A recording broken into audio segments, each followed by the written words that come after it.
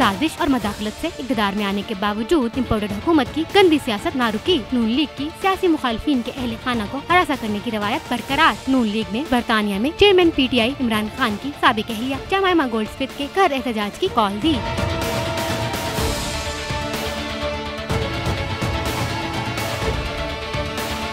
इस शर्मनाक हरकत पर जमाइमा गोल्डस्मिथ ने नून लीग को आड़े हाथों ले लिया। ट्विटर पैगाम में उन्होंने लिखा कि नून लीग वालों के साथ क्या मसला है। मेरी 88 साला वालदा के घर के बाहर रवां हफ्ते एक बार फिर नून लीग वालों ने बड़े मुजाहरे का ऐलान किया, जो मेरी वालदा के घर के बाहर तीसरा मुजाहरा होगा। इमरान खान की साबिक अहलिया ने ट्विटर पैगाम में सवाल उठाते हुए कहा कि मेरी माँ का पाकिस्तान की सियासत से क्या ताल्लुक है। ये एहतजाज न सिर्फ मेरी 88 साला वालदा की अजियत का बाइस बनता है, बल्कि पुलिस के वक्त के ज़िया का भी बाइस है।